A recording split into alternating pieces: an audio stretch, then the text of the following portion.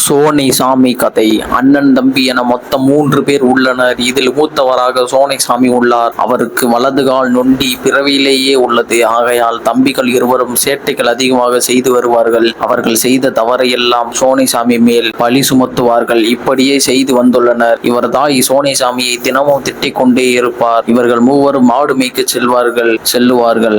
அதே போல் அன்று மாடு மேய்க்க சென்றுள்ளனர். அப்போது மாடு ஒருவர் வயலில் மேய்ந்து கொண்டிருந்தது. வயல்காரர் மாடு மேய்ந்ததை பார்த்து ஓடி வருகிறார். வரதை பார்த்து இருவரும் ஓடிவிட்டனர். அப்போது சோனைசாமி எங்கு ஓட முடியாமல் தவித்து வந்தார். அங்கு வந்த வயல்காரன், ஏண்டா என் வயலுக்குள்ள மாடு மேய்க்கிற என்ற சத்தம் போட்டு பஞ்சாயத்தை கூட்டுகிறார். மற்ற 2 பேரும் ஓடி விடுகிறார்கள்.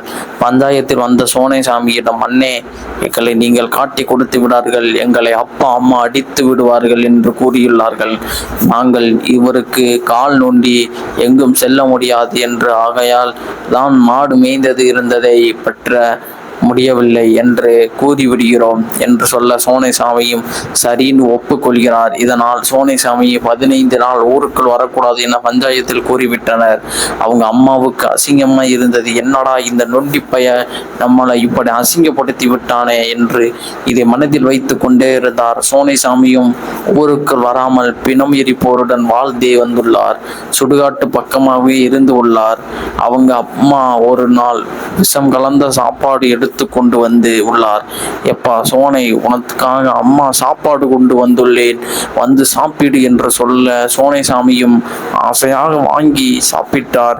சிறிது நேரம் கழித்து சோனைசாமி இறந்து விடுகிறார். அவரை ஊரை விட்டு ஒதுக்கி வைத்துள்ளார். ஆகையால் அவனை ஊருக்குள் கொண்டு வரக்கூடாது என்று பெரியவர்கள் சொல்லிவிட்டார்கள். சோனையை அப்படியே சுடுகாட்டில் உள்ளவர்கள் எரித்து விட்டார்கள். கோபம் கொண்ட சோனை ஊரில் உள்ளவர்களை பழிவாங்க ஆரம்பித்து விட்டார். அப்படி 6 பேருக்கு மேல் பழிவாங்க ஊரில் உள்ளவர் வெளியே வர அச்சம் இருந்தனர். என்ன செய்வதென்று இருக்கையில் கருப்பசாமி கோவில் ஒன்று இருந்தது. இவரை விட்டால் நமக்கு வேறு வழியில்லை என்று கருப்பசாமி கோவிலுக்கு சென்று உள்ளனர். ஐயா கருப்பா, எங்களை எல்லாம் அந்த சோனை பழிவாங்குகிறான், அவனிடம் இருந்து நீ எங்களை காப்பாற்ற வேண்டும் என்று கேட்டுக்கொள்கிறார்கள். அங்கு வந்த ஒருவர் மேல் கருப்பசாமி அருள் வந்து விட்டது. என்னப்பா குறை என்று கேட்க, அவர்கள் அனைவரும் விவரத்தை தெரிவிக்க, கூப்பிடுடா அவனை, என்னடா என் மக்களை பழி வாங்குகிறார் என்று கேட்க, சோனை நடந்தது எல்லாம் கூற அவர்கள் இருவரையும் அழைத்து உண்மையை ஒத்துக்கொள்கிறார்கள். ஊரே கண்ணீர் வடித்தது. அவங்க அம்மா நொண்டி, சோனை, உன்னை நானே கொண்டு விட்டேனே, என்னை மன்னித்து விடப்பா என்று சொல்ல கருப்பசாமி, டேய், நீ செய்யாத தப்புக்கு தண்டனை அனுபவித்து விட்டாய், இனிமேல் நீ எனக்கு காவலாக நீ இருக்க வேண்டும் என்று கூறியுள்ளார்.